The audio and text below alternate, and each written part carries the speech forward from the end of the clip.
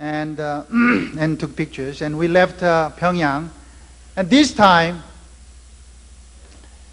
because father's hometown is a small countryside, rural countryside, so there is no airport nearby. So the North Korean government provided 2 gigantic helicopters, military use helicopters. Each has 14 seats, helicopters. The first helicopter was for father and our party, and some, the delegations from the North Korean government. Second helicopter was for media. Even media followed all the way. And as we flew out of the Pyongyang airport, I felt, even Dr. Park mentioned that, people are waiting, the second coming Messiah will come in the cloud, right? But our Messiah homecoming was in helicopters.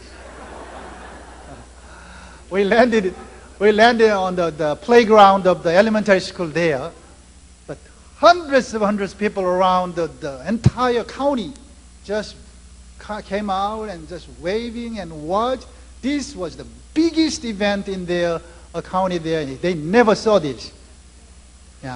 Because nobody came home in helicopters like that with, the government escort. And even there, that rural countryside, when father arrived, Mercedes-Benz was ready there. They think that's the top.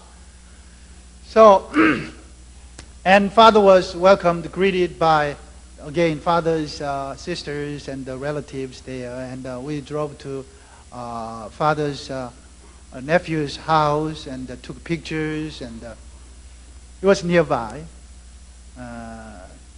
And then father was driven to his house, original house where he was born and he grew up.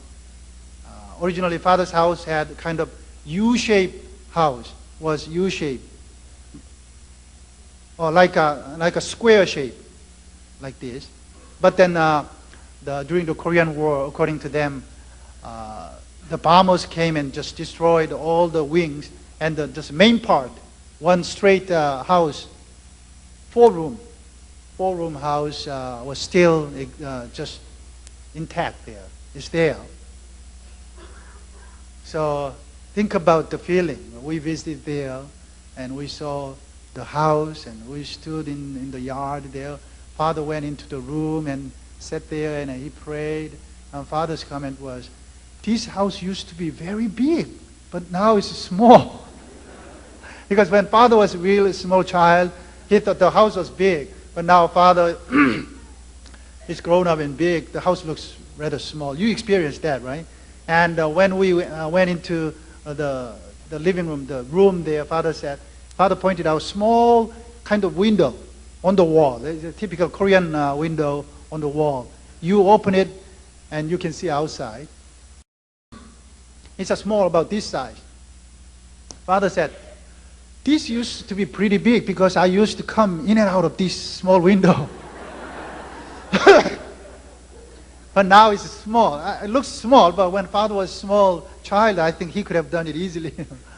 So he made that kind of comment, and he prayed there. And we took picture, and so many memories came to father's mind. But father couldn't enjoy those so much, because as he said at the airport, father wasn't there just for homecoming purpose, just for visiting his hometown and seeing the relatives. But he was there for the sake of the entire Korea, reunification of Korea. So even then, so many of his relatives just cried and cried. Oh, father, calm all of them down. And father kept telling them, don't cry.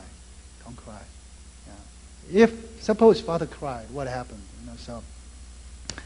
And we took so many pictures, and a couple of other houses were still there. Father's cousins' houses. They are all almost now destroyed, but they are still there. And there was one particular well in front of father. Father had a lot of stories about that well too. And many memories came to father's mind, the mountains. And one thing I figured it out by myself was there was about cliff about this high. Cliff A cliff yet just mud, the red color mud, solid mud, soil.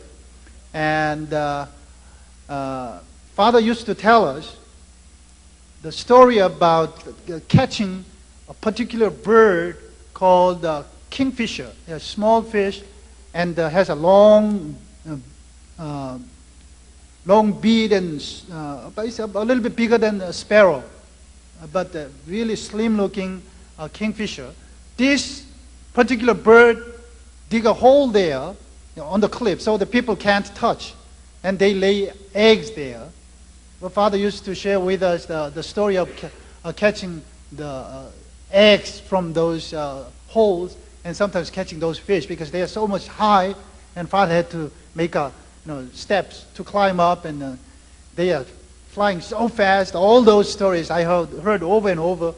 And I looked, stood in front of Father's house. I looked around if I could see that particular cliff. Here it was. It was about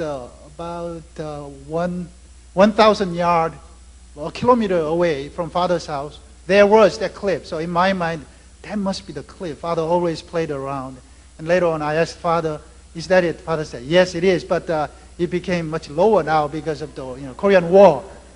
War destroyed the entire area, so it got flattened a little bit. But still, I could see that. And all kind of memories. Also, Father saw the rice paddy, which Father's family used to own and grow the rice there. And Father, got out of the car and stood there and took some pictures. And all those emotional moments were there. And Father had a lunch in the Father's cousin's house. Now they moved out of that house. Father's house is not really occupied now. Moved out of that particular village is almost now vacant. And they moved out and settled another village someplace else about a mile away from there. And before that, actually, before he went there to have lunch, Father went up to see father and mother's gravesite. We went up there. And it wasn't far away from Father's original house. The grave was there, and the communist, the government, put the tombstone there. You know what, one thing, though I was grateful that they did it, since Father arrived in Pyongyang for 1 week, even before that, for 1 week, several hundred people were mobilized to build a new road to the Father's original house. They painted the entire house. They even built the front yard and the steps, and everything was done new. The road, about a couple of miles long road, was built even, and it was just brand new. Yet when we went there, even the front yard was muddy because they put new dirt and they tried to fix everything newly. And when we went into the room, I accidentally touched one of the poles. Then paint was still wet. They really tried to give a nice homecoming, a good homecoming, good feeling to Father. So they did a lot. And they even stretched out themselves to even put the tombstones in front of father and mother's grave there. Put father and mother's both in one grave. They put together, and the tombstone has both names, even the date they passed away, and the children. Of course, father's name, including father's name, father's brother, two names in the back, and on one side, the date father's father passed away. On this side, father's mother passed away. This tombstone was done. A couple of other graves there, father's relatives. Yeah. Even there, all the sod on the grave was newly put down there. So if we walk, the one side of the sod come up like this. But they did try to decorate and clean and to arrange neatly to present to Father. But one thing in my mind, I felt so sad because even before we left, one day before we left from Pyongyang, we told those North Korean officials that we want to have some even rice cake or some fish or some food when Father goes to visit the gravesite, besides flower bouquet.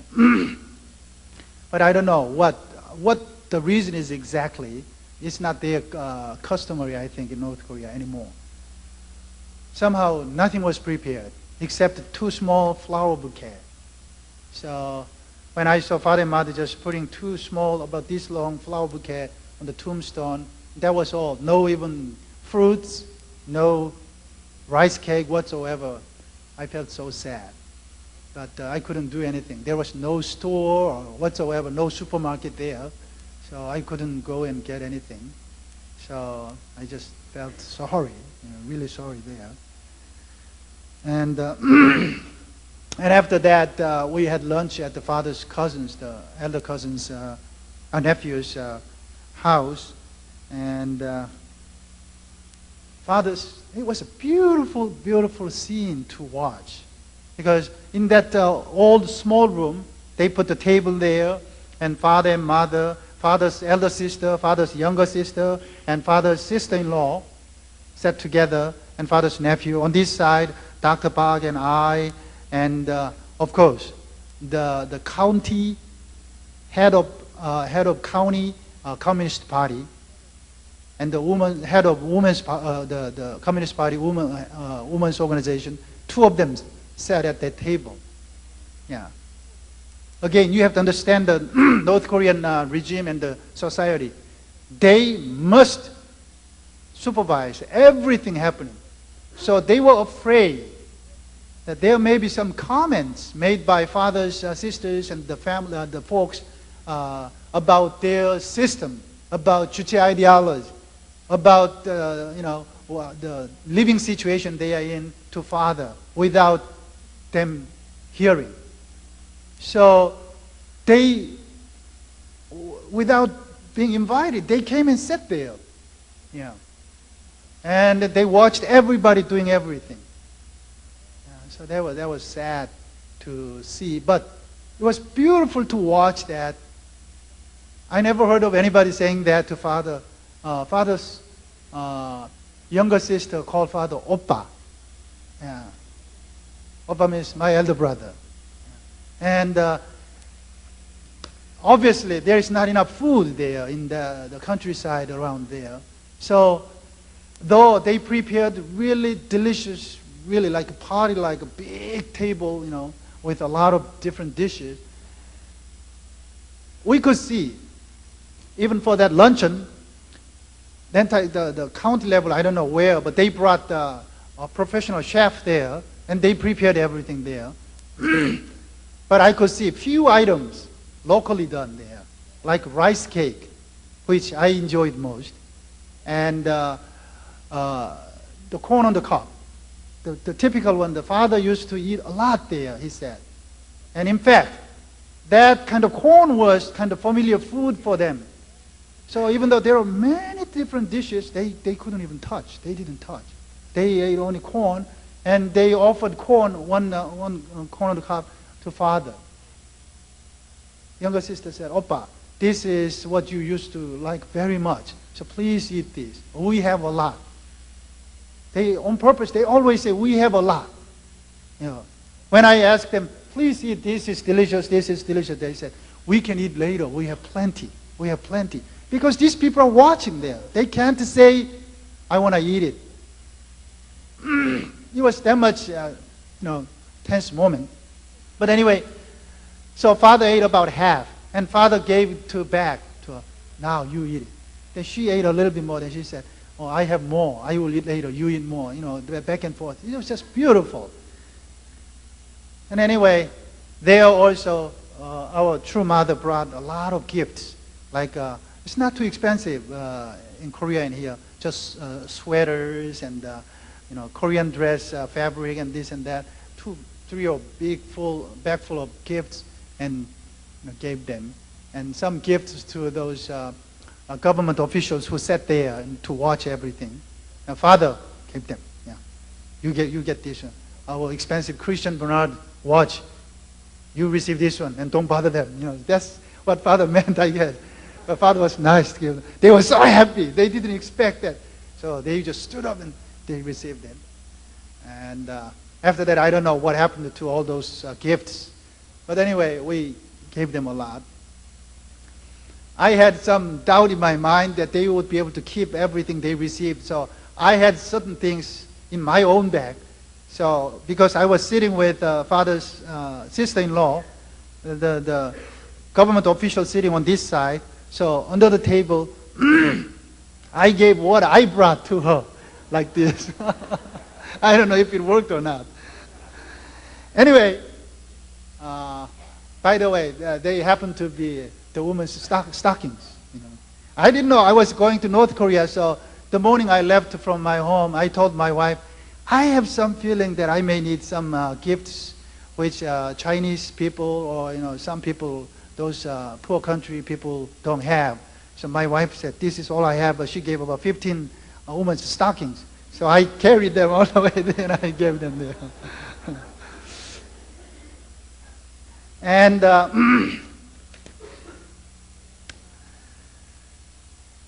by the time we left from that house from luncheon, I took that the corn half eaten by Father, and I brought it out. And one of the people in the room, I don't know who was that. Oh no, we have more. This untouched one. Take this one. But I said no, it's okay. This one is okay. I mean, I took it because Father ate there, and they shared it together, and half still left. So I brought it home. But anyway, they thought I liked the corn, so they tried to give something as new one. But anyway, I brought it. And another thing, I was in tears was that when we visited the gravesite, Father's elder sister just burst into tears and touched the grave and said, telling her mother, said, Mother, until the moment you passed away, you always called your son. Then she called Father's name. The olden time, when Father was growing up, the name was not the Son Myung, but the Yong Myung.